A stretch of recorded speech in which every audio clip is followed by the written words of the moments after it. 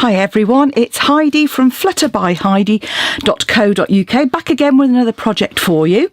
And this time I've got a pretty little box for you with a slightly different closure. Somebody may have done it before, but what I wanted to do is actually package up some Yankee Candle votives, which I'd spotted in these lovely sort of reds and sort of crumb cake colours, which just go perfectly with the beautiful DSP that we've got at the moment, which is called All My Love.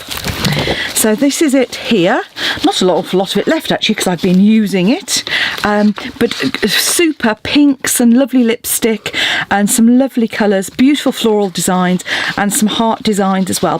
Personally, those don't really do it for me, the heart designs, but I'm sure there are lots of people who like them, but I do love the other side, which is a slightly more generic sort of pattern. So that's what I'm using, and you'll see what I mean by the unusual closure. So obviously it's a bow, but actually it's pulled through from the other side. One of the downsides of a gift bag sometimes is that it gapes a bit at the top.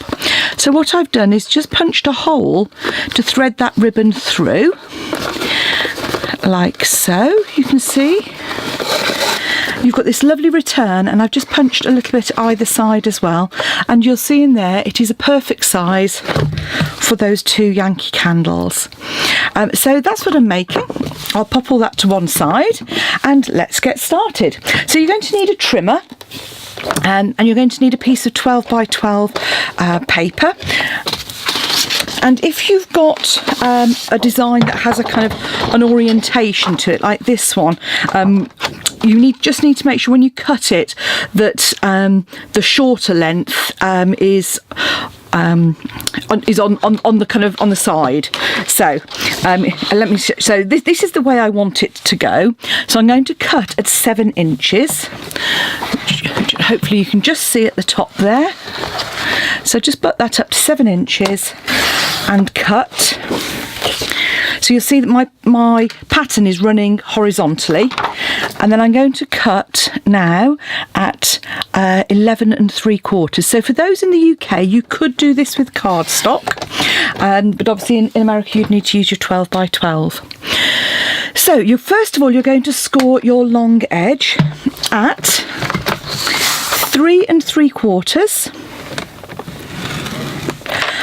5 3/8. No, you're not going to do it at 5 3/8 at all. You're going to do it at 5 5/8, 9 3/8. So that's all the way over here, and at 11 1/4. Like so. Now again, you just need to be slightly careful when you're doing your pattern. So this is my top. So I'm going to put my top to the right hand side of my scoring. So first of all I'm going to score at 2 inches. Then at 4 1/4, 5 1/2, and 6 1/4. So that's just before those nasty little bits. Okay, so if you just remember when you're putting it in to do your scoring, make sure your top that you want is on the right hand side for your pattern. Okay, so then you're going to just gently fold all those score lines. So again, you probably can't see the score lines particularly well on the video, but they are there. When you come to the top, your two score lines, fold them in the direction of the score first, and then fold that top one back over. Then come along and do your sides.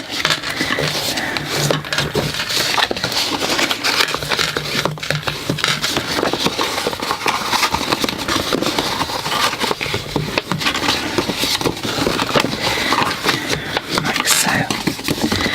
Okay. So that's what you'll end up with. You want to keep this top section turned over because that's going to create our return on the top there. Now take your snips and just cut away the skinny little corner, little rectangle on the side there, and cut up like so.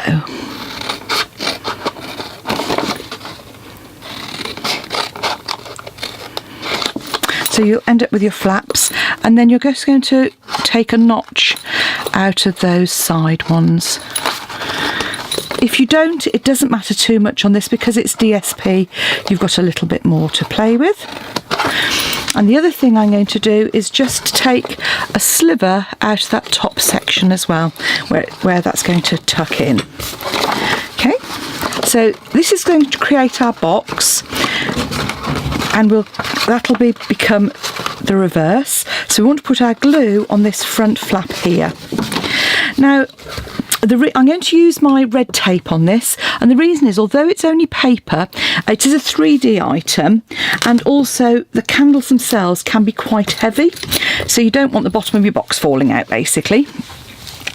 So I'm just going to put some tape all the way up the side there, and I'm going to just put a little bit on the side of the flap as well, just like so. Now the other thing you can do is pop a bit of tape on the two small flaps, because that'll just help hold it in place as well. And again, if you prefer using wet glue, then that's fine. You'll just need to sort of hold it in place a little bit longer.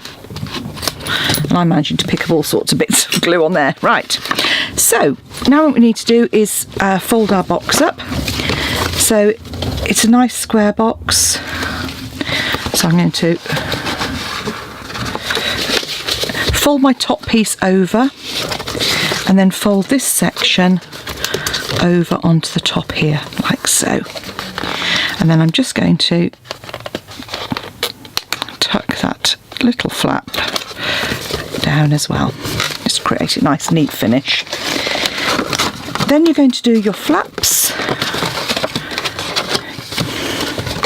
So peel the tape off,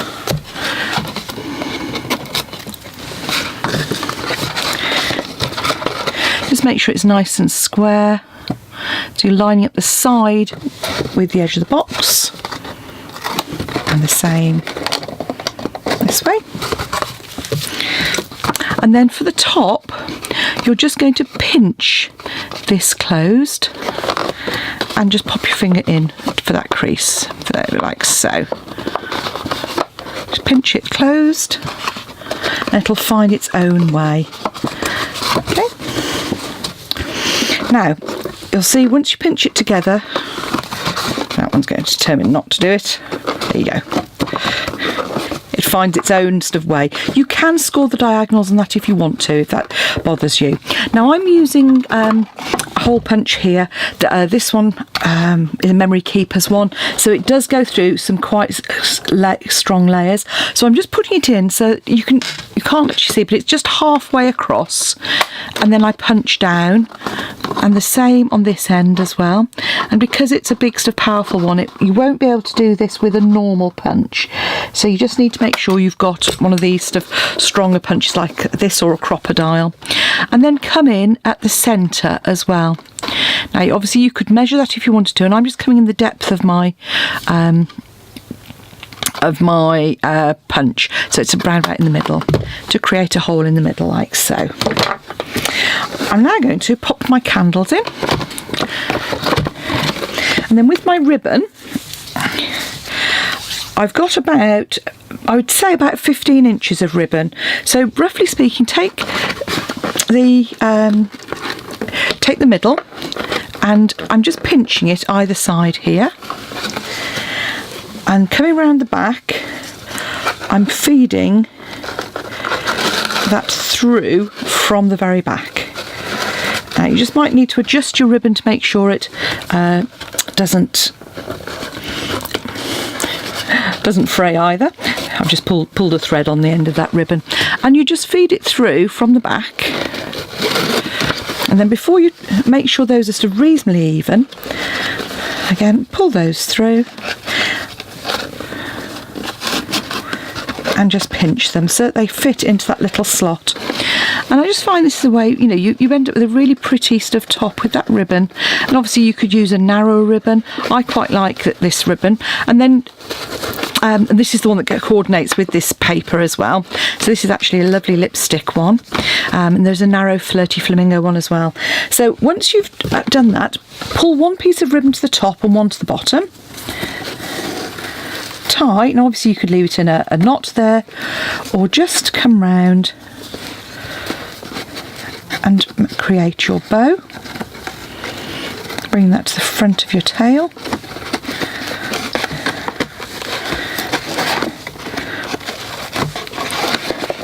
Rearrange that till it's nice and neat, and then just come in with your ribbon scissors,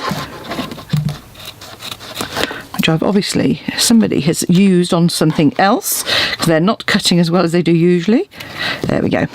And that's your box. So now onto the decoration. You're going to need your trimmer again. You're just going to need a scrap of Whisper White cardstock.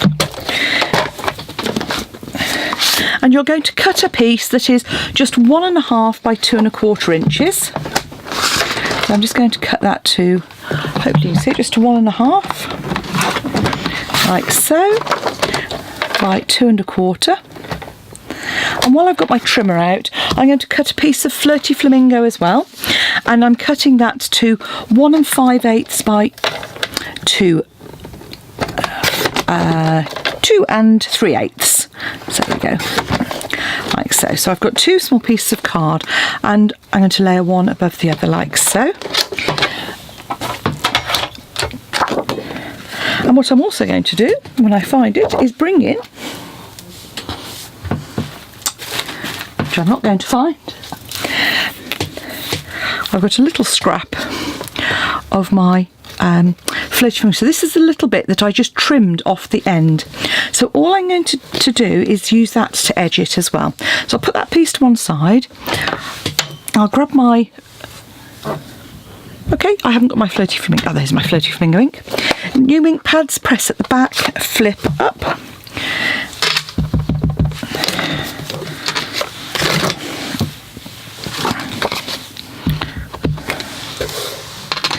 And I'm just going to pop that on like so. That may not be very straight. Oh, there we go. It's actually not too bad at all. And then with this piece here, I am just going to cut the tiniest little notch in the middle there. Again, you could measure it if you wanted, but just come in from either side to create a shallow banner, like so. On the back of our piece of card, just add a bit of glue.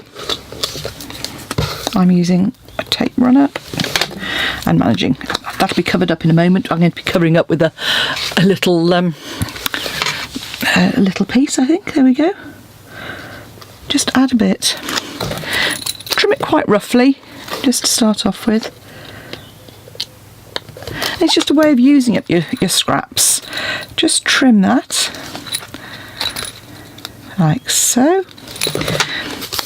That can then just be stuck on, and I'm actually doing this quite flat. So I'm just popping that across there. And then again, adding some glue onto the front to create my little banner. Now, because I've got a bit of a splotch on the front there, and because it's glue as well, what I will do with that is just use a little flower punch, one of the bitty blooms, to create a little flower from a scrap. So here we go, one flower. I haven't got my pokey tool handy, so I'm just going to do that. Add a tiny blob of glue,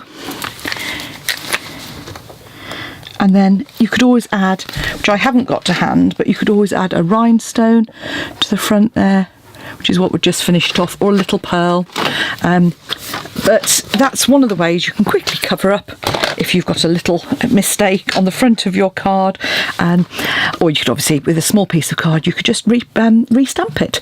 Anyway, there we have a pair of pretty boxes to hold Yankee Candle votives with a slightly more unusual closing. Thanks for watching. Come back and see me soon. And don't forget to visit my shop, flutterbyheidi.co.uk or heidismith.stampinup.net for the links to shop, and you can make your purchases there. Thanks for watching. Bye now.